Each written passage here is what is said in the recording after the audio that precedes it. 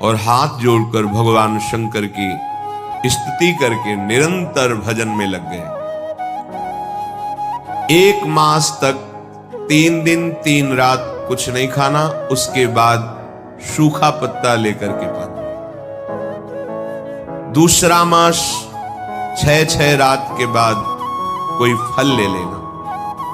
तीसरा महीना 15 दिन 15 रात व्यतीत होने के बाद एक बार कुछ फल ले लेना। चौथे महीने में केवल जल पीकर रहना, फिर जल भी छोड़कर केवल वायु श्वास बस, निरंतर महादेव जी के चिंतन में निमग्न। दोनों भुजाएं उठाए हुए, कोई सहारा नहीं, पैर के अंगूठे के अग्रभाग पर खड़े होकर के भगवान शिव के मंत्र का जप करते हुए आकाश की तरफ दृष्टि रखे हुए एकाग्र चित्त से उपासना कर रहे हैं।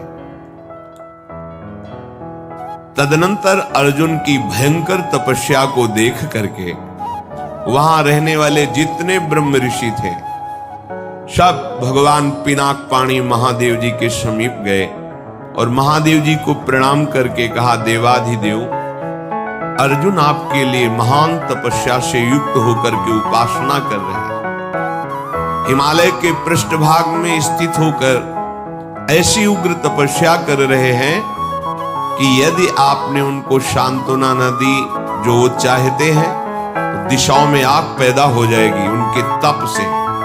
हे देव देवेश्वर, हम लोग कुछ समझ नहीं पा रहे हैं कि उनको कैसे शांत करें। वे अपनी तपस्या का संताप प्रकट कर रहे हैं। हम महर्षि जन चिंतित हैं कि यदि वो ऐसी तपस्या में रहे तो आग पैदा हो जाएगी। जैसे ध्रुव जी ने अपनी प्राणवायु बंद कर ली तो त्रिभुवन की प्राणवायु बंद हो गई, तत्काल भगवान को आना पड़ा। पवित्र चित्त वाले इन महर्षियों की जो सदा सबको सुख देने में तत्पर रहते हैं, उनकी बात सुनकर भगवान देवाधिदेव महादेव ने कहा, महर्षियों, मुझे पता है, तुम विषाद मत करो।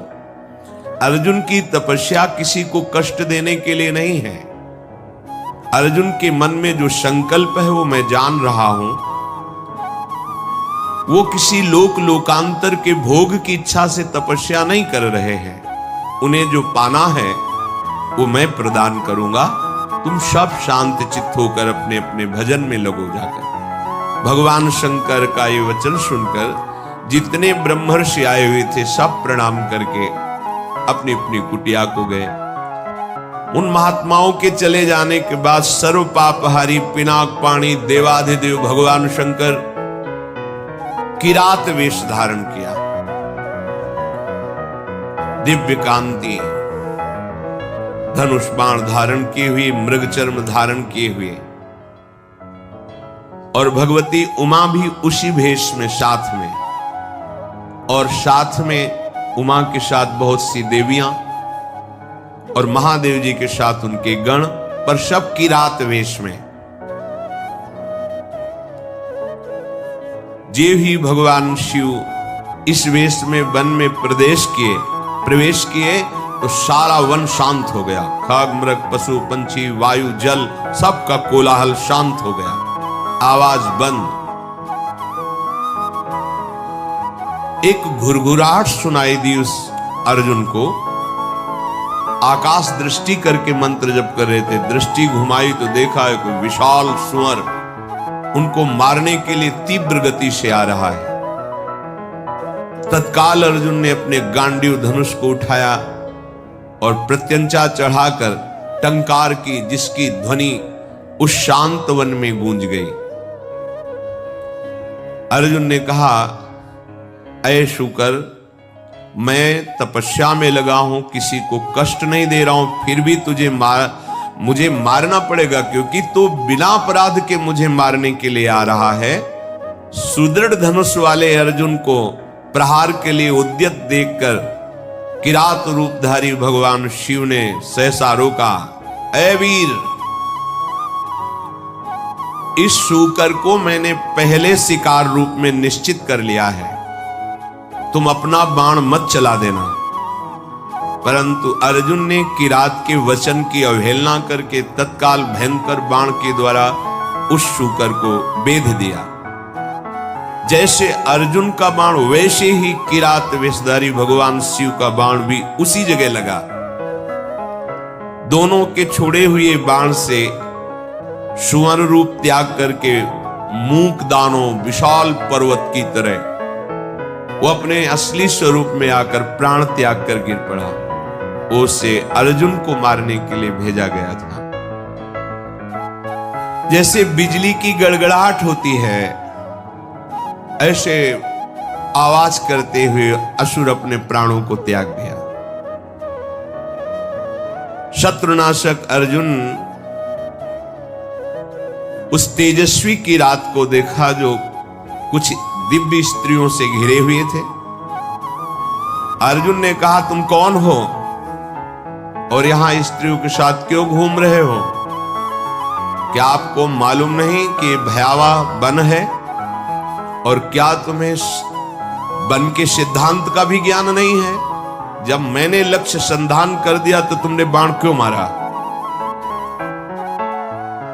ये मेरे पास आया था, मेरे को मारने के लिए आया था, मैंने इस पर बाण संधान किया, तो तुम मेरी वीरता का तिरस्कार करके इस पर बाण संधान क्यों किया? इसका उत्तर दो, नहीं तो मैं तुम्हें जीवित नहीं छोड़ूंगा। अर्जुन ने ऐसा किरात से कहा। ये मृगया का धर्म नहीं है जैसा आपने किया है। तुम पर्वत निवासी हो, उत्तर दो, नहीं तुम्हें जीवन से वंचित कर देता हूं अभी। अर्जुन के इस प्रकार कहने पर किरात भगवान जोर जोर से हंसने लगे और कहा, बहुत वीरतापूर्व तुम वाणी भी बोलते हो और वीर भी हो, पर मुझे वन में इसलिए कोई भय नहीं लगता कि यही मेरा घर है। वनवासी हूं, किरात हूं, किंतु जब मैंने कह दिया था कि तुम बाण मत चलाना, ये मेरा लक्ष्य है, तो तुम्हारा साहस कैसे इतना हो गया कि मुझ वनवासी की आज्ञा का उल्लंघन करके तुमने बाण संधान कर दिया? तुमने दुष्कर कर्म किया, ये मुझे पसंद नहीं आया। और तुम जो कहते हो कि मुझे जीवन से हाथ धोना पड़ेगा, तो पहले बल का निर्णय कर लेना चाहिए, फिर बाद में निश्चय होना चाहिए। तुमने हमारे बल का निर्णय तो किया नहीं। क्या तुम जानते हो हम में कितना बल है? किरात वेशधारी भगवान ने कहा। अर्जुन ने कहा, तुम्हारे जानने की हमें कोई आवश्यकता नहीं है, मुझे तुम जान लो। मेरा नाम अर्जुन है, मैं गांडीव धनुष को धारण करता हूं, और जब गांडीव मेरे हाथ में हो तो त्रिभुवन में कोई ऐसा नहीं जो मुझे परास्त कर सके। ये हिंसक रूप धारण करके दैत्य मुझे मारने आया था, मैंने इसे मार गिराया, अपराध आपका है। आपने मेरे लक्ष्य पर बाण क्यों मारा?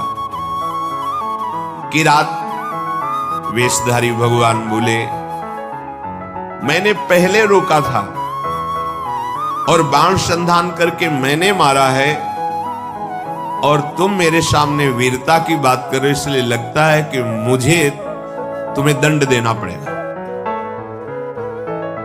अर्जुन ने कहा, ऐसा कौन है त्रिभुवन में जो मुझे दंड दे? हमें लगता है कि तुम्हें प्राणों से कोई प्यार नहीं है, तुम्हें प्राणों से हाथ धोना पड़ेगा। भगवान ने कहा, तुम्हें बल का घमंड है क्या? तुम दूसरों को निर्बल समझते हो क्या? हमें लगता है तुम्हें शक्ति का और बल का गर्व है। तो धैर्यपूर्वक हमारे सामने तुम अपना बल प्रदर्शन करो, मैं खड़ा हूं। पर जब मैं बाण छोड़ूंगा तो तुम खड़े नहीं रहोगे। किरात की ये बात सुनकर अर्जुन को बड़ा क्रोध है कि एक वनवासी किरात हमको ललकार रहा है।